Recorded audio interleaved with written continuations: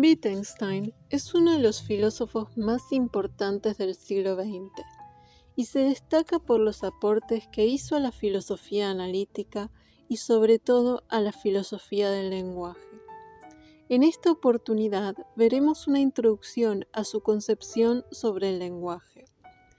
Se suelen distinguir dos etapas principales del pensamiento de Wittgenstein, desarrolladas en sus dos obras más importantes. A la primera etapa le corresponde el Tractatus, lógico-filosófico, y a su segunda etapa, investigaciones filosóficas. Veamos cada uno de ellos. El Tractatus es una obra difícil porque tiene un estilo oracular y dogmático, donde sus afirmaciones parecen seguirse unas de otras sin un nexo que las fundamente. El texto se divide en 7 temas principales, de los cuales se siguen subtemas. En la introducción a Wittgenstein de la serie Descubrir Filosofía, dice lo siguiente.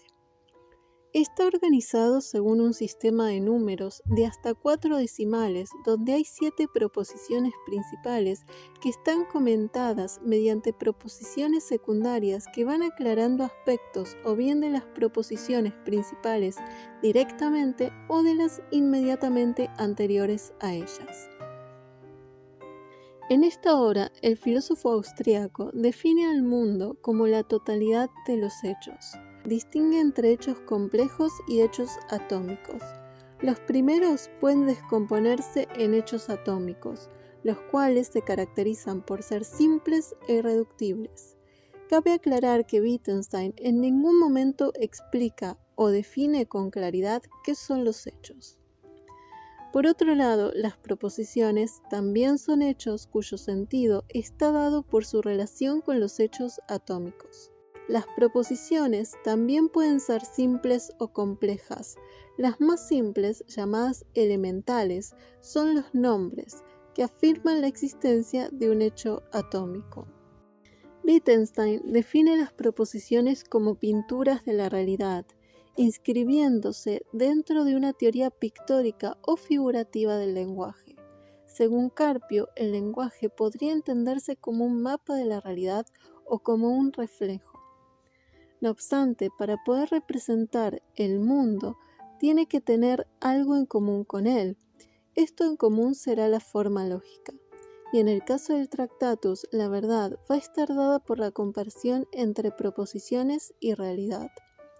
Siguiendo esta concepción, para el filósofo austriaco, la filosofía tendrá como finalidad analizar y clarificar el lenguaje. Dicho de otra manera, su tarea será la de descomponer las proposiciones complejas en proposiciones simples, atómicas, y ver si éstas se corresponden con hechos atómicos. Aquí llegamos a uno de los puntos más importantes del Tractatus. Solo las proposiciones que se refieren a los hechos son proposiciones con sentido. El sentido de una proposición consiste en figurar un posible estado de cosas, y estos serán precisamente las proposiciones de las ciencias naturales. Las proposiciones de la lógica, en tanto tautologías, no dicen nada acerca del mundo, no lo describen, y por lo tanto son un sinsentido, son puramente formales y solo expresan las reglas sintácticas. Como dice Carpio, describen el armazón del mundo. O como dice en la introducción a Wittgenstein de la serie Descubrir la Filosofía, la lógica proyecta o figura la estructura lógica del mundo. Lo mismo ocurre con las ecuaciones de la matemática. No obstante que sean un sinsentido, no significa que sean irracionales. En cambio, las proposiciones de la filosofía o de la metafísica rebasan el campo de los hechos. Sin embargo, a diferencia de las anteriores, no son un sinsentido, pero sí un absurdo. ¿Y por qué se dan? Porque hay un desconocimiento del lenguaje. La estructura lógica es algo que solo puede ser mostrado por la lógica, pero no puede ser dicho. Hablar de ello sería penetrar en el terreno de lo indecible, de lo místico, un límite configurador de lo decible, la esfera del sentido de la vida, donde iban a parar las preguntas humanas fundamentales, todas ellas inexpresables. Por eso, el Tractatus culmina con una de las frases más icónicas de Wittgenstein: de lo que no se puede hablar, mejor callar. En su segunda etapa, Wittgenstein cambia por completo su concepción sobre el lenguaje. El significado de una proposición y de una palabra ya no va a estar dada por ser una descripción del mundo, sino por el uso. El significado de una palabra está dado por el uso que se hace de ella dentro de los llamados juegos del lenguaje. Wittgenstein pensaba que el lenguaje se comporta con las palabras como una caja de herramientas, con los elementos que encontramos en su interior.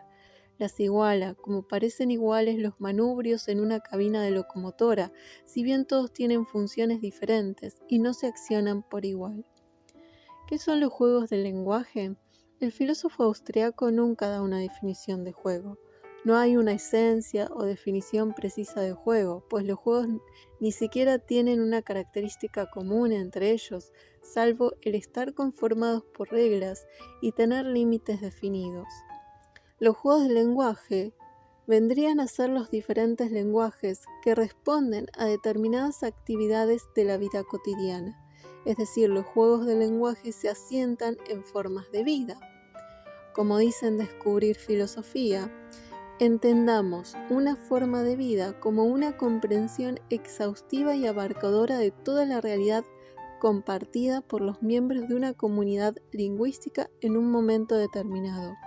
En ella están inscritas todas las prácticas de una comunidad de usuarios del lenguaje, y para entender cada una de dichas prácticas habrá que entender la forma de vida que las respalda. Forma de vida es ese conjunto de principios comunes, inseparables de las prácticas en las que se desarrollan, y por eso a menudo muy difíciles de identificar. Por ejemplo, si uno es médico, utiliza un determinado lenguaje; si uno es albañil, utiliza otro lenguaje. Si bien no hay una definición exacta de juego, lo que hay entre los diferentes juegos son parentescos o familiaridad, como los parecidos de familia. Dicho de otra manera, los juegos del lenguaje pueden entenderse también como distintos contextos lingüísticos que determinan el significado de los términos de acuerdo a los usos que se hacen de ellos, y para eso se siguen reglas. Todo esto se asienta sobre la base de que hablar es una actividad. ¿Y por qué utilizamos los términos de determinadas maneras? Porque hemos sido adiestrados para ello, hemos sido educados para seguir las reglas de acuerdo con los juegos del lenguaje.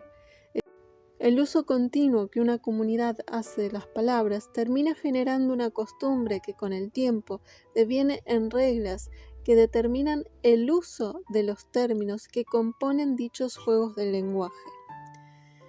Wittgenstein sigue siendo crítico con la metafísica, pero en este caso el error de la metafísica no está por querer ir más allá del campo empírico, sino por rebasar los límites del juego del lenguaje, donde los términos tienen su origen y lugar legítimo, el ámbito cotidiano. Por esa razón, los problemas metafísicos o filosóficos son meramente malos entendidos del lenguaje, dado por un uso incorrecto de los términos. Por consiguiente, dichos problemas no se resuelven, sino que se disuelven al corregir el mal uso que se hace de ellos. De esto se sigue que la tarea de la filosofía, al igual que planteó en el Tractatus, va a consistir en un análisis del lenguaje. La filosofía se concibe también como una terapia, la actividad de esclarecer los malos entendidos del lenguaje. En síntesis, no deja de ser una actividad analítica. Y hasta acá el video de hoy. Espero que les haya gustado y les haya servido. Nos vemos la próxima.